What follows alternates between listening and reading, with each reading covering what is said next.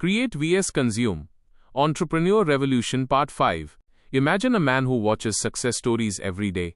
He sees founders in reels, hears talks of millions in podcasts, and thinks every night that one day he will also do something big. But the fear starts right here. Years pass by, he keeps learning, keeps saving videos, keeps buying books, but no real business is established in his life.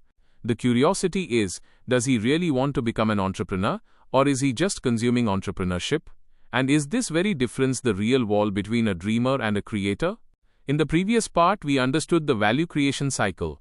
How an idea goes through a mess, becomes a beta version, becomes a commercial product, and then transforms into a remarkable product.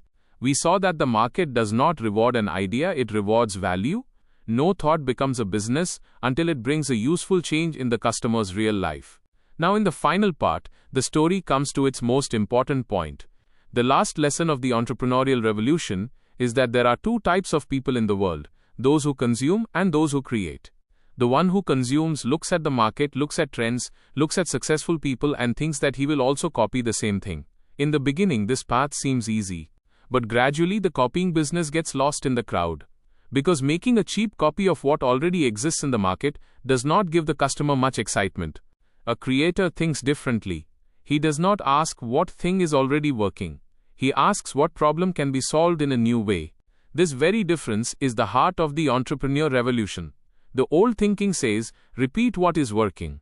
The new entrepreneurial thinking says, create what is missing. Creating does not always mean making the world's newest invention. Many times, creation means making an old service more human, more simple, and more useful. A local accountant can also be a creator if he starts explaining finance in simple language to small shopkeepers.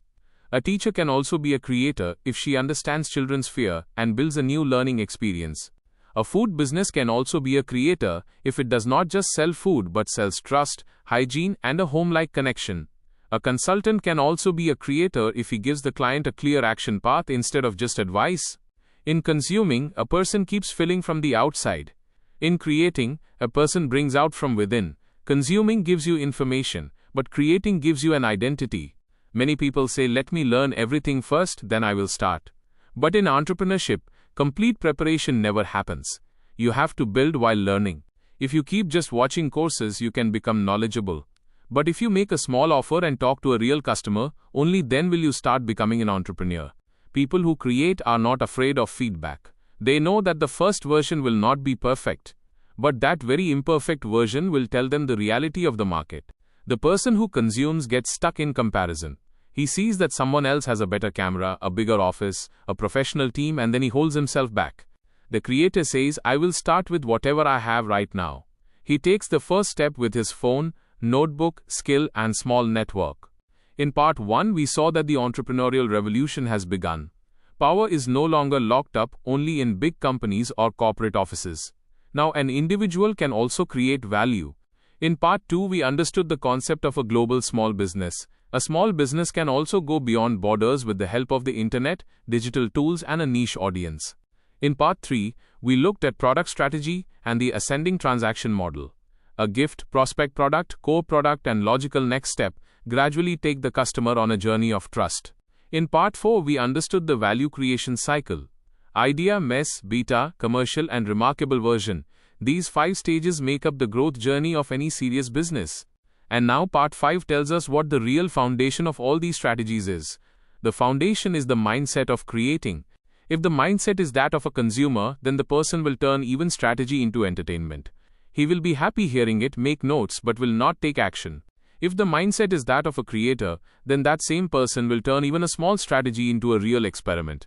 He will write 1 page today, talk to 1 customer tomorrow, and test an offer the day after. Entrepreneurship is not something that is just about motivation. It is the daily practice of creation. Building a little every day, improving a little, and learning a little from the market. In Daniel Priestley's thinking, an entrepreneur is a person who transforms his imagination into economic value.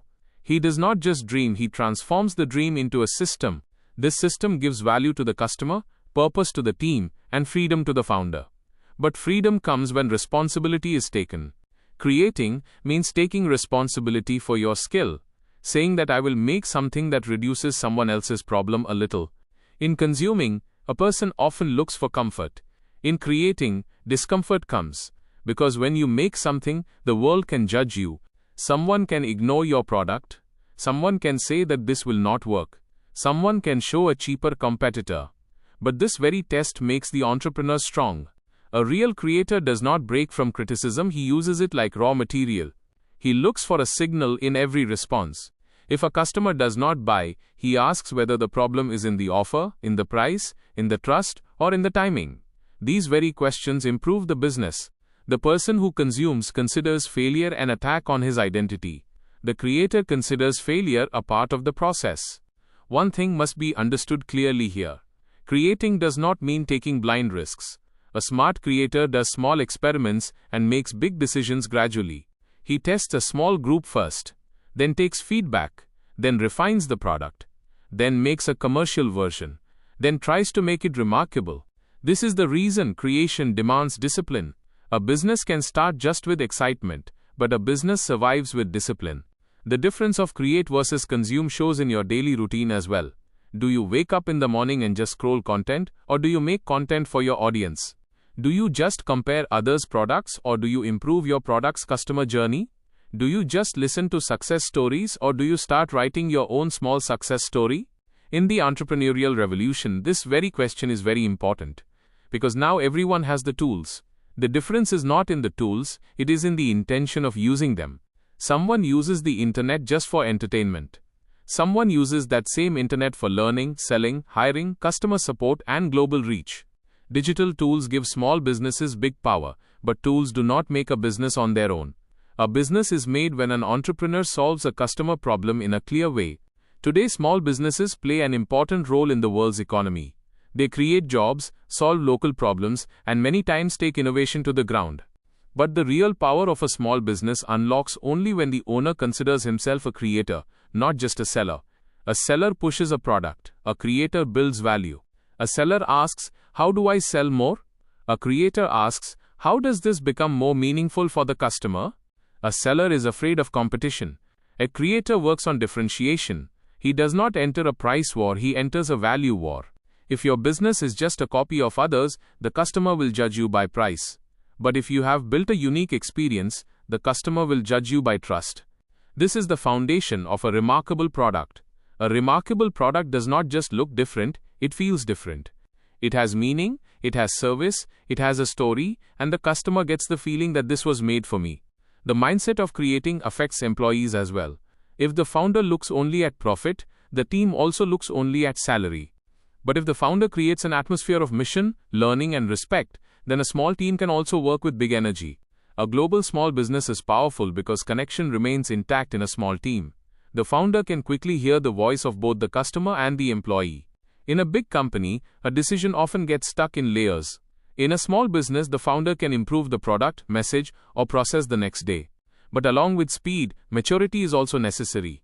Changing direction on every feedback can also cause harm. A creator must know how to listen and also how to filter.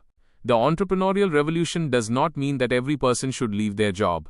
It means that every person should understand their value creation ability. Many people can keep a creator mindset even while doing a job. They can transform their work into a better system, bring new projects, and build skills for a future business. Before starting a business, business thinking starts. This thinking asks whether I am just selling time or making value.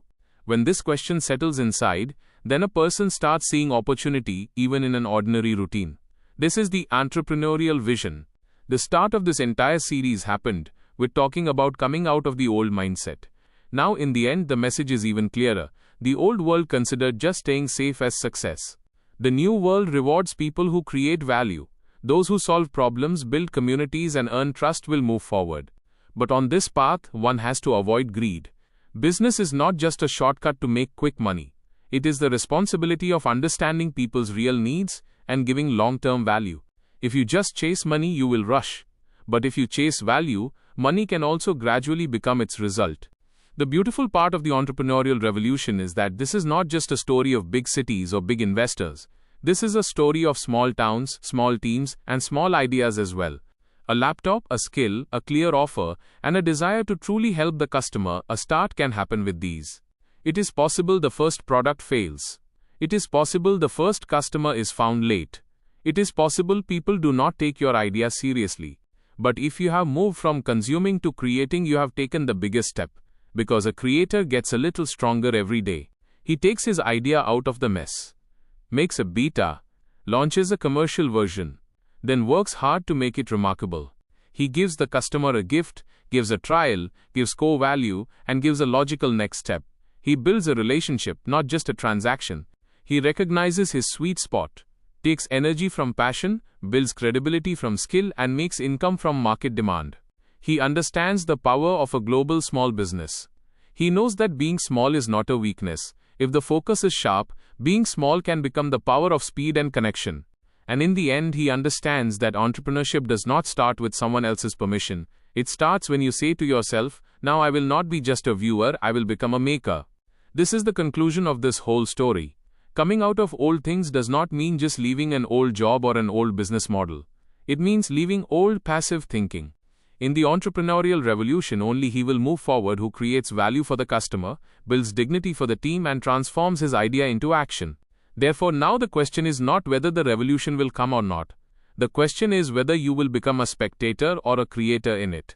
If you have some skill, see some problem, or a small idea is spinning in your mind, do not let it stay just in thought. Write it, test it, talk to people, make a small version, and learn from the market. This is the first step. Because every big business was once a small idea. The only difference was that someone did not make it a thing to consume, they took the responsibility to create it.